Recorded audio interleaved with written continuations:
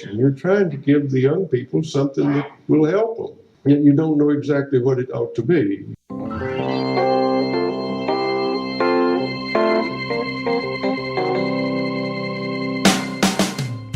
Welcome to the TeachThought podcast. My name is Drew Perkins. I'm the Director of TeachThought Professional Development, and we're glad you tuned in.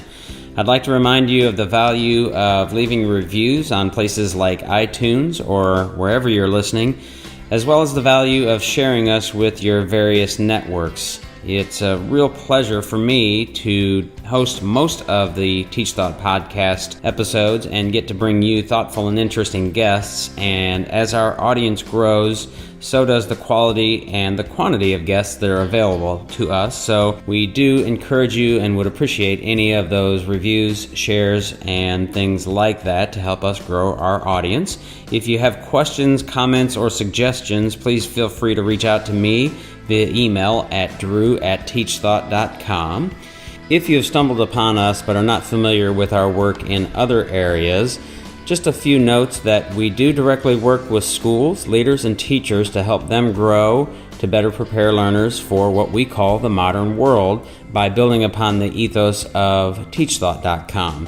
So I invite you to visit our professional development website, wegrowteachers.com, where you'll find information on the variety of workshops, consulting services, and events that we offer to help you grow in areas like project-based learning and inquiry, differentiated instruction, assessment, literacy, growth mindset, leadership, and much more.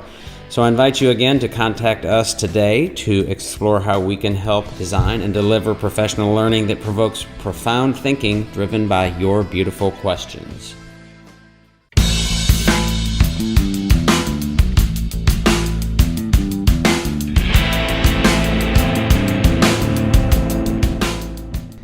In today's podcast, I spoke with Dan Meyer, who is the CAO, Chief Academic Officer of Desmos, which is an app and a web-based tool to help teachers of math and learners of math.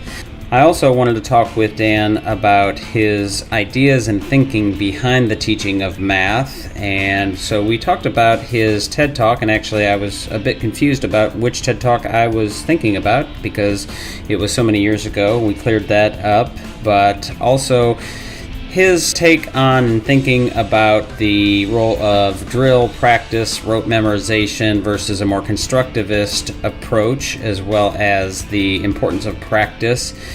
We explored the ideas of project and problem-based learning and some of the issues and concerns that he has with it, as well as having him think about or express what he might think of as an ideal math graduate. What are the things that every high school student probably should understand from his perspective in math? And then finished up our conversation talking about Desmos and the work that they're doing with that tool. So interesting conversation. Dan was outside of, I believe, a coffee shop in Oakland, California, and you'll hear a little bit of background noise. It shouldn't be too distracting. I think you'll hear some train and maybe even a skateboard noise, but interesting conversation, and I hope you enjoy the podcast as well. Welcome, Dan. Nice to have you on the podcast finally. You've been circulating my universe in the social media world and other places around the interwebs, but I'm happy to finally get you on the podcast. I think it's going to be an interesting conversation I've been looking forward to, as I sort of have on the heels of having another podcast, Not by Design, with Barb Oakley, in which we talked about teaching of math, which I think is a much different approach. And so we're going to get into that and some of your work with Desmos as well, but I want to give you the opportunity to give our listeners a little bit more background on who you are and what might be important for them to know about you, and if in fact they're not as familiar with you as you might want them to be. Yeah, sounds good. Thanks for having me on, Drew. It's a pleasure to be here. So I taught high school math for 6 years, mostly at algebra, like the 8th to 9th grade transition, a lot of times with kids that really struggled to make that transition into more abstract mathematical thought. That was like 6 years. And then I went to Stanford for my doctorate. And during that 5-year stretch, the Silicon Valley in education really created this shotgun marriage. It happened so quickly and was it was so fast paced, and I saw so much lousy technology come out of that union between Silicon Valley and education, both at the college level and at the secondary K-12 level. And that motivated me to study more what makes for good math learning using digital devices. And so after I defended my dissertation, I went to work at an ed tech startup called Desmos, which up to that point had been purely an ed technology company. They had technology in classes, a free graphing calculator. And I came along to offer insight and advice as far as their curriculum program now goes. So we're now developing curriculum at middle school that's built on computers, that is also built from very different assumptions about what makes math learning work well on computers in middle school classes and high school classes coming up. So we could chat about any of that. I'd love to expound. Yeah, we'll definitely get into that at some point, at least I hope so. I think that probably the first time you came across my radar on the interwebs was your TED Talk, which was in 2010, which seems unfathomable. But first of all, how did that TED Talk come to be, and where were you in your career as far as like stage wise, and then what did that do? What effects have that had on your work and career? I'm just curious about that. Yeah, so more meta-level career arc type notes here follow. So during my 4th through 6th year teaching high school math, I was in a department that was a rural department full of folks who were much more veteran than I was, and didn't have like a community around issues I cared about as a newish teacher.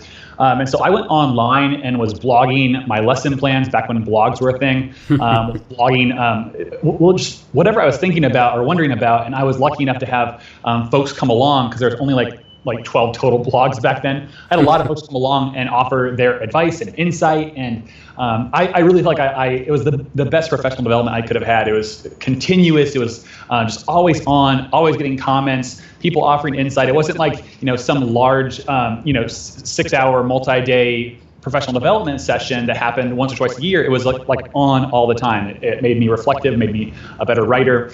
And so then, I got an invitation to participate at this TEDx session in New York that was all about education. And my first thought was like, well, is there payment involved here? I was very, very curious about that, which I realized was kind of a naive thought. Went out there on spec and I gave a talk based on what I've been seeing at the classroom level. This predates my research agenda at Stanford. It was a lot of just observational work.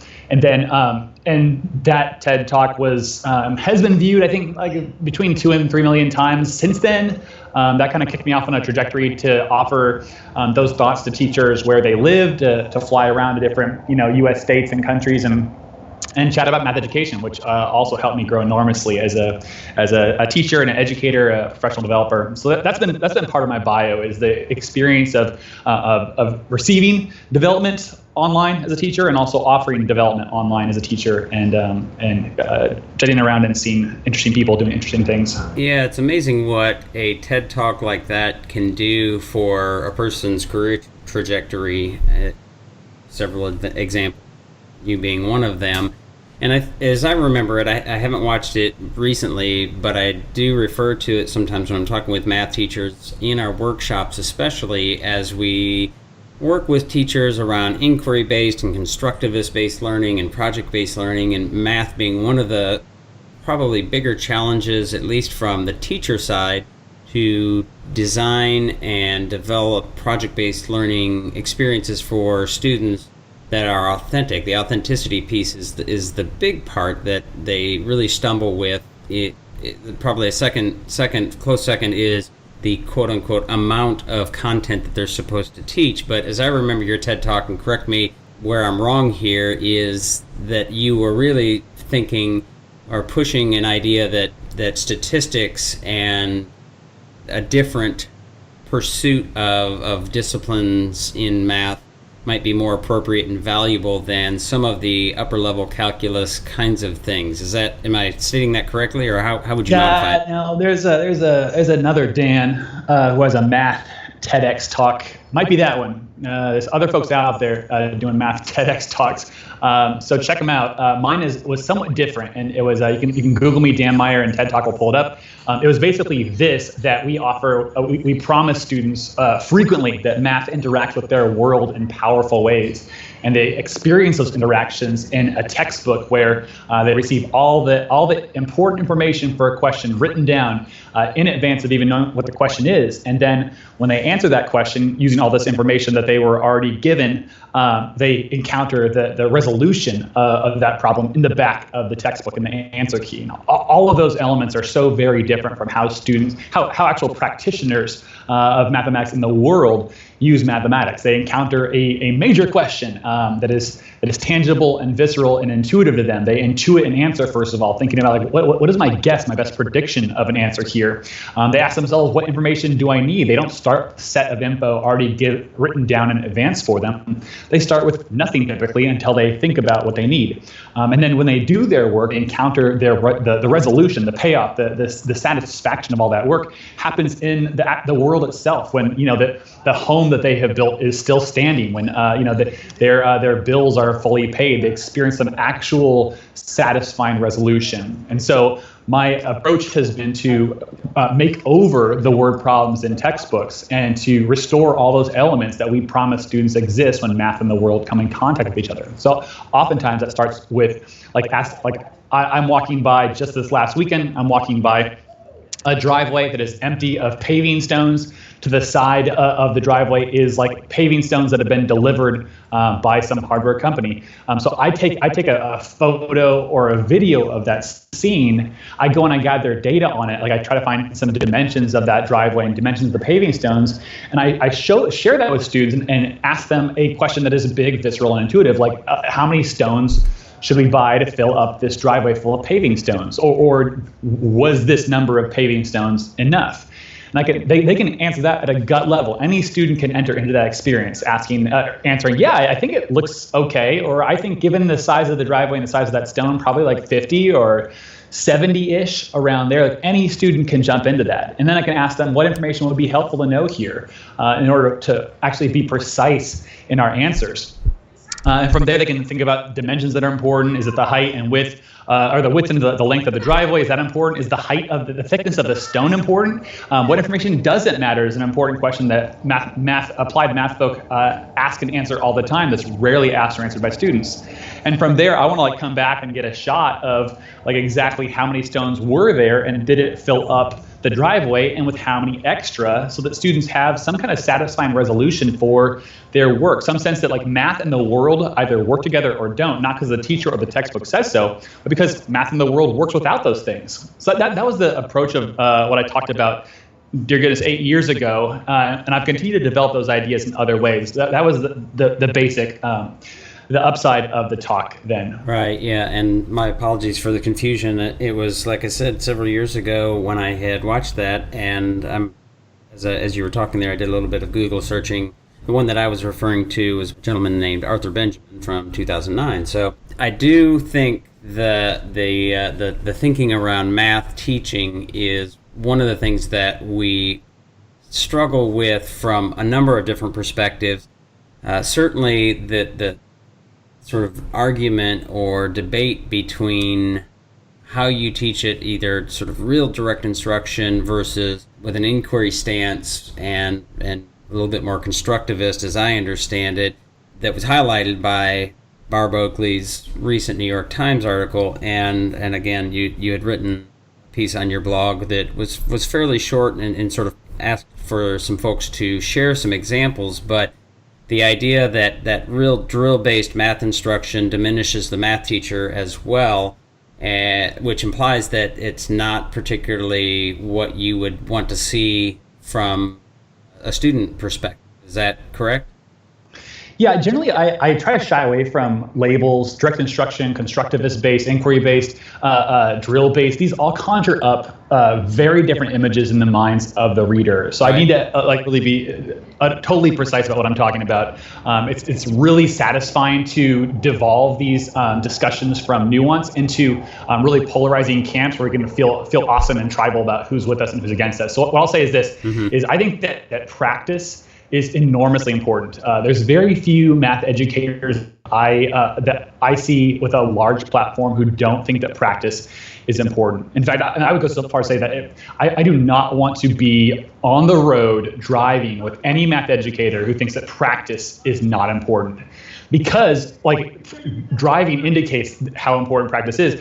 Like when I drive, I'm able to think about so many other things other than the operations of the car. Like think about when you first learn how to drive a car, everything is new and requires enormous cognitive load to figure out like how to operate even the windshield wipers or the turn signals or the gear shift if you're driving manual or any of that. It just, you feel tense and awkward and you're like so focused on that you can't think about anything else, can't even have a conversation. And what practice offers us in math and in driving is the ability to focus on more interesting questions once certain operations become more fluent and automatic. And so practice is enormously important. Where I definitely diverge from some people on practice is the idea that students are not able to have creative mathematical thought without first undergoing a long series of drills to the point where they are fluent and automatic. What that does is it rewards the survivors of a process that has alienated so many students from mathematics with interesting experiences, when those interesting experiences ought to be experienced in some form very early on in a student's mathematical development. Like for instance, what I'm talking about is a student does not need to calculate the area of a rectangle 20 times over with 20 different rectangles before they can hazard an estimate about how many of those paving stones will fill the rectangular driveway. That's just an act of restriction of the numbers of the students who are able to experience interesting mathematics. Instead, we can ask them to predict, to think about what information is necessary, what a good answer look like, a wrong answer look like. And then at a certain point, it becomes really helpful to make automatic the process these students are undergoing. When they have a sense of like why it's useful or why those operations are useful or necessary. Put another way, no one complains, or very few people complain about drills in, say, basketball practice, like shooting free throws or shooting 50 layups in a layup line or any of that. That stuff, those operations in that practice feels important and necessary to the students who undergo them, precisely because they appreciate where in the game of tennis they will be, or basketball, they will be used. Like they know that I'm in scenarios where the game's on the line and I need to make 2 free throws. And so my question is, how are the people who promote a drill-based program, one where drills have primacy, where drills are a prerequisite for doing interesting work, how do those students understand what the game of math is? Those operations instead feel like they lack purpose or point, and again contribute to the alienation of so many students from valuable mathematical learning. Yeah, the way that you described it there is how I think really describes again how Barb and I in our discussion came to an intersection. I do think that she and you and I are probably a little bit more aligned in that approach. But there's that tribalism that you mentioned, the idea that you're either right or you're wrong, then there's no gray area, is non-productive and not really what we're talking about, what we should be talking about. So the idea that the rote memorization piece and the drill piece, which gets people's attention, got my attention, really saying that that's what's really important, might be a bit misleading. It's, for me, how do we contextualize the learning and say, okay, what is important here? And the example that I like to use, you use basketball, I used to coach basketball. I've been recently coaching my daughter in soccer, and whenever I start the season, I have a new group of kids and we talk and we say, all right, so what are we trying to accomplish here? Well, we're trying to have fun. We're trying to get better. We're trying to win. We're trying to do all these things, right? So what are the things that we need to be able to do in order to do that? Well, we need to be able to dribble. We need to be able to kick. We need to be able to throw it in. We need to be able to understand our positions and all of those things, which then lead to, I think that what you're saying is that gives us a reason to drill those things, to become better at them, to be fluent in them, if you will, so that you can use them in a way that is creative and is an application. So to me, kind of the distinction, though, is the idea that we start at the bottom of Bloom's taxonomy to make it a simple analogy or a simple example. Say, you got to drill all these things first, and then you can go do those things. But I think, and I think this is what you're saying, is that if we start at the higher levels, for us in project-based learning, for example, it's asking them to create. And if we're creating, and if we're analyzing, if we're evaluating, what are the things we need to be able to be fluent at, especially in this context as we're talking about math? Is that fair? Yeah, I feel pretty uneasy signing on to the project-based or even problem-based programs strictly because we mean so many different things by that. Like there are some, like I can toss a kid into the deep end of the pool, and that student will not be having a good time learning how to swim, right? Like the experiences that students have, but also similarly, if I just have a student on land, like practicing strokes over and over again without ever experiencing like any kind of joy in moving through water, like that student won't be learning anything important skill-wise about swimming or about like what's fun about swimming in general and why we do it. So we need to be really careful in thinking about like what are the experiences that students should have that are productive at motivating them, at teaching them about what mathematics is, and also how to help them become fluent operationally. And that's not easy. That's not to me a simple question about just like saying either like got to start with drills or got to start with some major project and let them run at it. Like for me, I focus on a very specific set of experiences that students can have that prepare them to learn. It's a lot of this research is called the invention as preparation for future learning by Schwartz and Bransford and others. And what it is like you give students certain informal experiences that are carefully devised to prepare them to learn in the future. So for instance, I was in a fifth grade class this last week. We have the goal is that students would learn how to classify quadrilaterals, trapezoids, parallelograms, that kind of thing. And so one approach that is in my view, a drill-based approach is that we would front load all the vocabulary and examples of those shapes that match the vocabulary, and invite students to match the names with the shapes after a certain interval of spacing. And what's more effective that Schwartz and Bransford and others found is to instead give students an experience of trying to contrast several cases. So what we did instead was we presented them an analog to the game Guess Who, where one student was paired up with another on computers, and student one would pick a quadrilateral, a four-sided shape out of a set of 16 shapes. And the other student's job would be to ask yes or no questions to try to separate out, try to contrast all the different quadrilaterals on just a spatial sense alone. Are the sides parallel? Are the sides the same length? Those sorts of questions. Even before the student knows those shapes are called squares or parallelograms or the definitions of those shapes, that just having this informal experience of contrasting several cases apart prepares that student so that when I pause that game 10 minutes in and say, hey, we've been having some trouble getting to the bottom of what is the secret shape here, that I'm able to then say, here's what you folks have been saying. You've been talking about shapes that have the same length, side lengths and the same angle. That's called a square. Or if it doesn't have the same sides, it's called a rectangle. Or this one's called a parallelogram. Or here's things to look out for. Like I'm still offering direct instruction here. I'm not opposed to direct instruction. As a teacher, my knowledge base is a resource for students. But my question is, what's the best context to offer that resource? And oftentimes it's not in the first 2 minutes of class to offer a 2-minute long monologue about these quadrilaterals and their names. Students aren't prepared to learn about that, don't have a need to know that. So that game is called Polygraph. You can Google that along with Desmos, DESMOS. And those games are free. There's lots of them based on quadrilaterals or parabolas at upper grades or other kinds of shapes at lower grades. Those are the experiences that we need to devise based on research that prepare students to learn from explanations. I guess one of the things I'm struggling with, because the way that you described that, and even using that language of need to know, it gets at the way that we think about project-based learning in that inquiry process of a really rich question that pulls out some of those things. That, hey, we need to know these things. We need to know those math facts and this math computation skill, that kind of thing.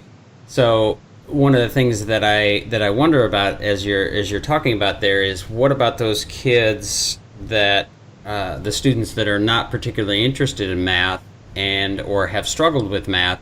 What if they don't engage in those things that whether it's polygraph or Desmos or whatever sort of scenario that we might pitch to them, how do we get them interested in that math if they are not? Yeah, that's a great question. Students struggle with mathematics for so many different reasons, and it's impossible to pin down a solution for all those reasons in one swoop. I would say that like loads of students have been taught over time that your existing knowledge doesn't matter here. Like your character, your personality, your understanding of the world, it does not matter here. You need to flush that and instead tune into what me, the adult teacher, has to say about things, or the textbook written by adults. Tune into that. And that's a very dehumanizing process for a lot of students, and it takes a lot of time. It takes upward like months for me when I would receive 8th graders who had years of that kind of instruction, that kind of messaging, to deprogram and then tell them, like, no, what you bring to the table really matters here. And so that won't happen in a class for a lot of students. It won't happen in a week or a month, but it happens over time. That, like, when I say to a student, and this happened this last week, like a student offers me a very creative, informal description of a parallelogram that's not standard. It's not like mathematically precise the way a university professor would say it. I can like shower that student with praise, like, you've done mathematics, like you've been a mathematician here, inventing names that are precise names for a shape. This is what a mathematician would call that. You called it this right here, and a student has created a connection from the way they think about the shape to the way other folks think about the shape, and have felt like some power as a thinker and a learner. That's one way that I try to draw students into learning who have like felt detached and disassociated from mathematics, is to recognize the root of that is in a dehumanizing process of saying, hey, what you know doesn't matter here. When I do real world problems, it's often, and I ask, like, what information matters here, I often get responses from students that are not the ones I anticipate. So I'm like, hey, how many pavers would fill that driveway? So I'm thinking, like, you gotta know the dimensions of the paving stone and the driveway itself. And that's that. And some student might say, well, like, is there a distance between the paving stones where we put some concrete or mortar or something? And I got two options there as a teacher. I can say, hey, whoa, that's off task here. And that's what the textbook problem says to students. Like, textbook problems just gives those dimensions and offers no room for students to insert their own knowledge of the context. And students realize really fast when they bring that extra contextual knowledge from their home life, that's oftentimes punished when the teacher says, like, hey, like, let's stay on track here. And so I love the experience of being able to say to the student, hey, that's an awesome thought. Like, that it would be necessary. I don't have the information, but hold on to that. Like, that's a really good contextual detail. Thanks for that.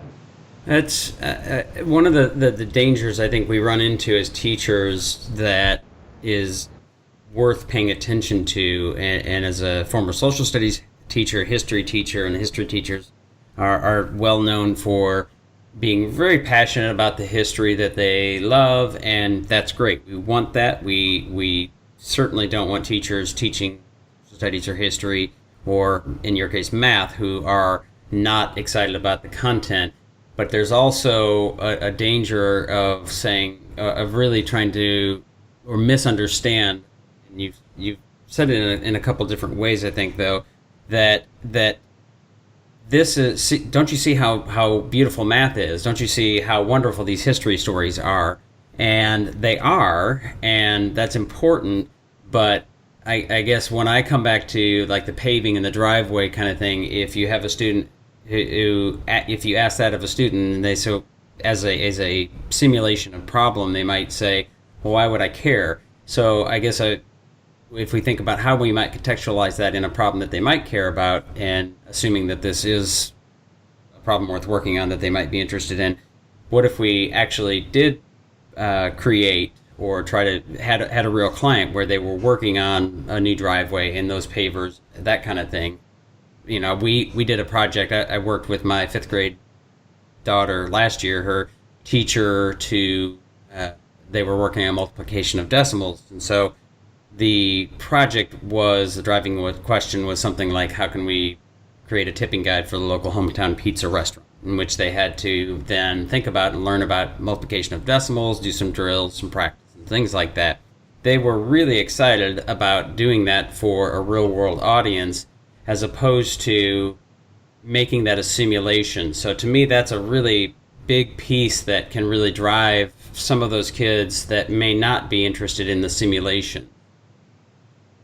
Yeah, it's a worthy point. one major issue I have with project-based learning as someone who is not so far detached from the classroom to forget the logistical constraints is that there's enormous amounts. The curriculum is extremely packed, and there's enormous time costs to getting outside the classroom and doing that kind of work with people. I also there are some who have researched and tested the solution of give students the same kind of mathematical word problems, but based in contexts that they care about, and watch and see if there's any kind of uptick in interest. And I don't doubt that there might be some in either of these solutions, but I do know that as a logistical challenge, I'm not going to find 35 different contexts for the students in a class, or 150 across my entire roster that'll appeal to every single student.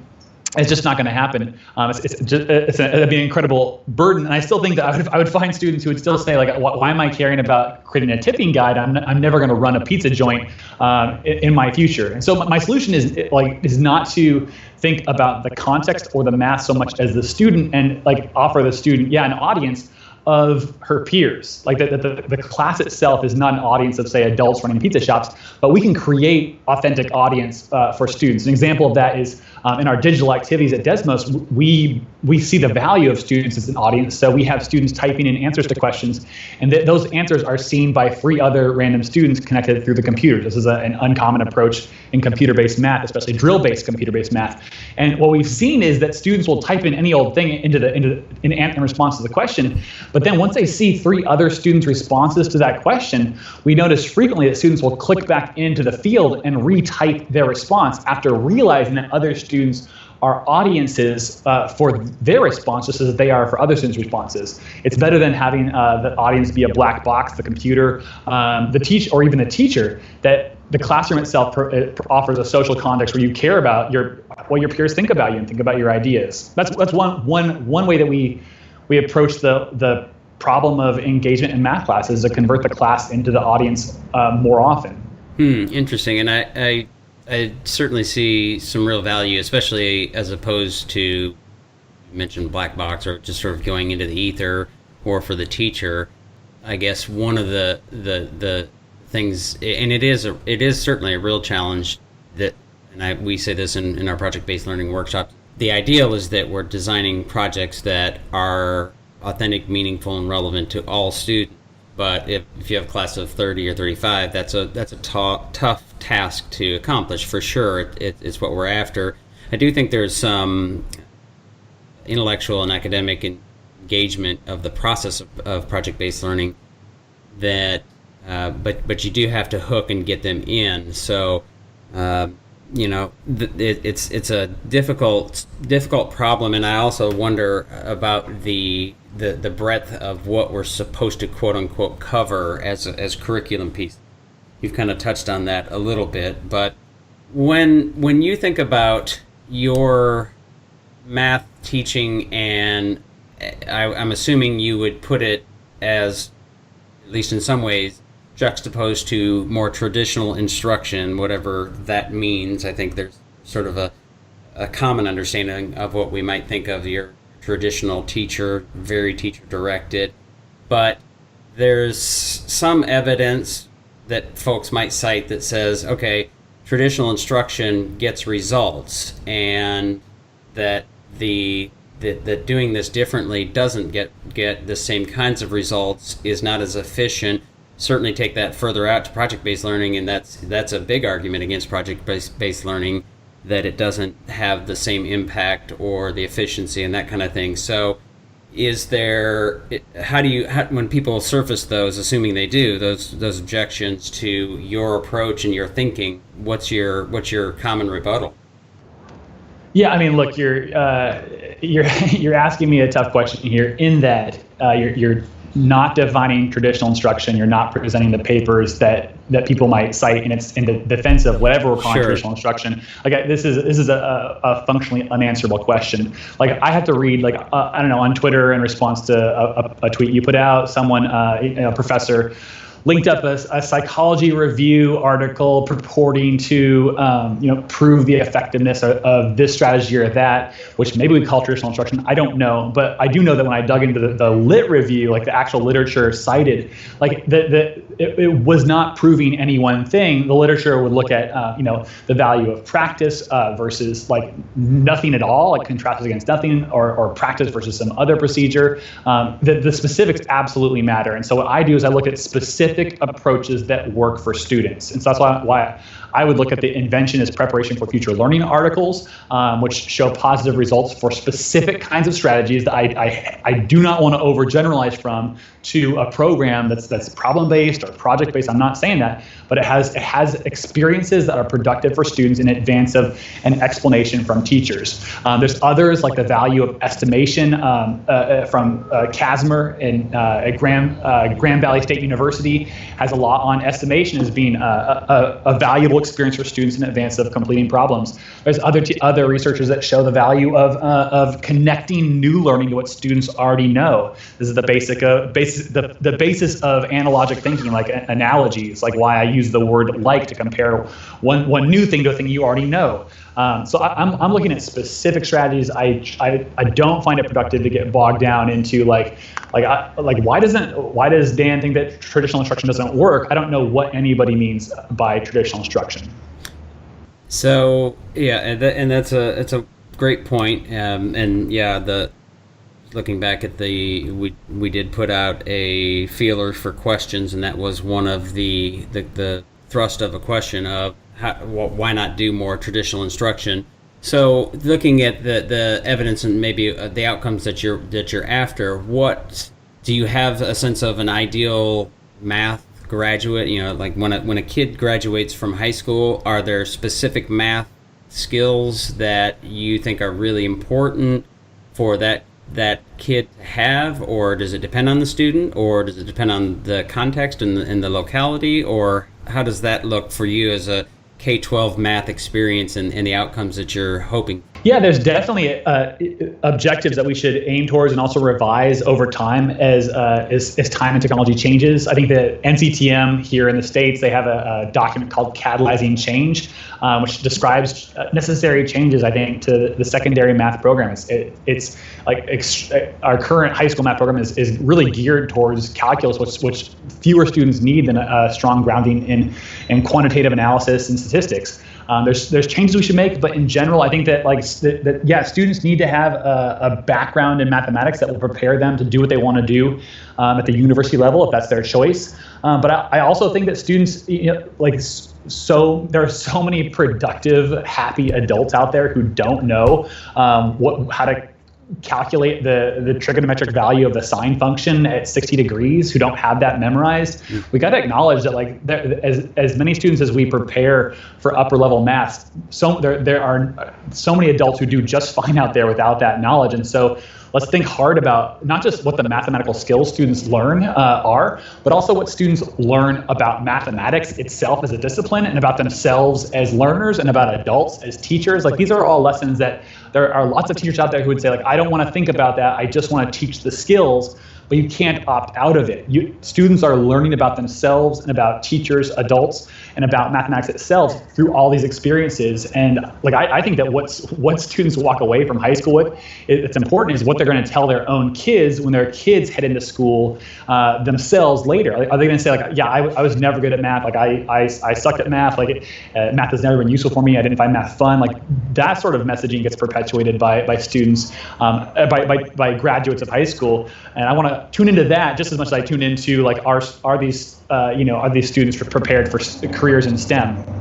Right, and so does the curriculum, let's say in high school, where it starts to do a bit more sorting as we think about career paths and college paths and things like that, is there any one class or, I guess, discipline, subdiscipline of math that you think every kid should take? Or, because there's certainly, I'm sure you're aware of some people pushing back. Ted Dintersmith, who's the producer Most Likely to Succeed, and his new book, What School Could Be, who has a high-level math background, but he pushes back and says, so you sort of referred to it that how many people need or use trigonometry or calculus, but it's sorting kids and actually keeping kids from graduating high school in some cases. So is there one enduring skill that everybody should have, or one set of skills, or what changes might you make to the sort of tradition or typical high school curriculum path? Yeah, for sure. I think that every student graduating high school needs to have a background in algebraic and geometric reasoning. That is my high school requirement. That advanced, and what that means is that that students could take patterns and turn those into something that they could reproduce in an Excel spreadsheet. Like to be able to name changing quantities with variables is enormously powerful. It's a prerequisite for like basic work in Excel, basic work in coding. And just the sense of like how patterns change and how to describe those changing patterns has got to be on the list of prerequisites for graduation.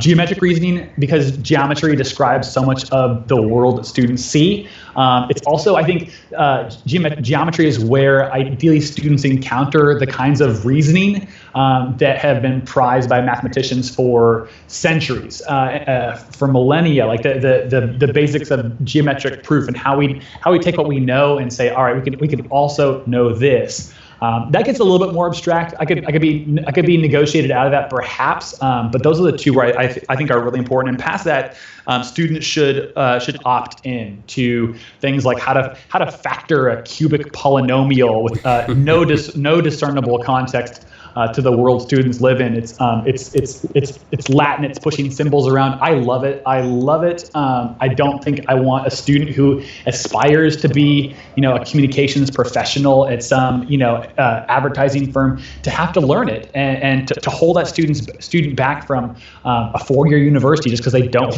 want to learn how to factor special cubic polynomials that fit this certain kind of form. It seems ridiculous to me. I can't justify it, and I love this stuff. Yeah, and that's the stumbling block. Those are the higher level math is where we really run into the most objection and honestly trouble in creating authentic scenarios in which students might learn math, because a lot of that higher level math is done by machine computers and calculators and that kind of thing. So there's not a real need for doing it by hand, other than being able to know how to do it for foundational. Well, I would say upper level math, like university level math, is not done by computers. It's done by people thinking on paper and chalkboards and in discussion with other people. It's not done by computers. There are other reasons why project-based learning seems to break down at upper levels of mathematics, and I think that project-based learning advocates should do a lot of thinking about why that approach seems to crumble a bit as the learning becomes more and more advanced. Does that mean that the method needs upgrading? Does that mean that stuff isn't worth learning? I hope we don't say that. And so I just challenge folks, like when I think about like how should people learn, that my answer is there should generalize really nicely to kindergartners, to college students, graduate students. That's an important aspect of a theory of learning is generalizability. The breakdown for me is around the authenticity piece again, and while I certainly don't doubt that, and it makes perfect sense to me that university students might be at MIT doing those things, or other 4-year universities and grad programs, that is still in an academic setting. So the authenticity piece we want to think about often is outside of a classroom. So there are certainly some other challenges and other pieces in the ecosystem to get to that. Before we talk about Desmos specifically, are there things around our K-12 education system outside of math that you think we're not paying enough attention? Yes, especially outside the school setting, like the lives that students lead outside of our classrooms. Is just an enormous predictor of what skills they'll leave our classes with. Like I think it's Alfie Cohen talks about if you show me high test scores, I'll show you like a high property value surrounding the school. So just in general, I think like I love being a part of the formal education process for children, and I don't kid myself that our efforts here will matter as much or more than like the home lives and the poverty and oppression that students endure outside of class. Like I was lucky enough not to have to work as a high school student if I didn't want to. So I had lots of time and support to focus on my learning. It's very different for a lot of students. I was well fed. I was well rested, and all of that matters. So those are. I think that teachers, we need to function, as Uri Treisman says, we need to function teachers both as professionals and as citizens, and to pay very close attention to the political influences on our students' home lives. Yeah, it's a very important piece of the puzzle. And if there's a set of measurements for how well a school is doing, is there a set of things that you would look for, or is it just too specific for each setting? No, I mean, I think it's valuable to learn how schools are doing, especially in the aggregate. But again, like those scores often correlate very strongly to the resources the school and the students in it and the parents around it have. So just to understand the basis for those scores more fully. Okay. Well, let's talk about Desmos. Tell our listeners a little bit more about the tool and what it does and what you're trying to do, and we'll link to it certainly in the website or in the show notes as well, but give the place to find it and all that good stuff. Yeah, so when I came along to Desmos, they had a graphing calculator, which is free online. It's extremely powerful. It's accessible to students who are vision impaired, which is great. It's amazing technology there, and it's available in app form for Android and iOS, and it's also on like half of the United States end of course exams that students have to take have our calculator embedded on it. So the idea is that instead of having to purchase a pricey $150 piece of plastic that hasn't been upgraded in like 15 years, 20 years since I was a student, you can just download this free app and use that, and it's more powerful, and you'll take it with you wherever you go on your phone. So that's one aspect of our work at Desmos, is trying to make math learning more equitable in that sense. I came along and wanted to develop math activities that took advantage of what makes computers so amazing for adults, including you and me here. And like adults, let's be real, like we use computers in very different ways than students use computers in math classes. Like adults use their devices, phones and computers and laptops, to create and to share those creations. Like right now, you and I are creating a conversation, sharing that over the internet between me in California, you in Kentucky. That's amazing. Our students do that too with their devices. They create photos and videos and text messages and snaps and stories, et cetera, et cetera. And they post those. They don't just keep them on their phone just to look at in off hours. Or they don't just share those with an adult in their lives. They share that on social networks with each other. They're creative and they're social in what they do, and they're learning from that. They're not learning academic content, but that's part of their learning process, is to share their creations and see what the response is to those creations. So taking those as premises, we have students creating representations of their mathematical thought. They create sketches, graphs. They create problems for each other. They create they create numbers and multiple choice questions, which is common for computer-based math. But they create all kinds of representations, and then we put them in places where they share those with each other and receive feedback on them. So for example, in the example I cited earlier, they create descriptions of shapes that are informal and personal to them. They share those with each other and then learn from those with the help of a teacher. It's a really uncommon approach for computer-based math, where so often you create a number or a multiple choice response to a question, and you share that not with fellow students, not with the teacher, but with the computer, which tells you if you are right and wrong, and then you move forward. So I want to draw more closely how students and teachers use devices in their out-of-class time with how they use them in their in-class time, and use these devices for what they're actually built for.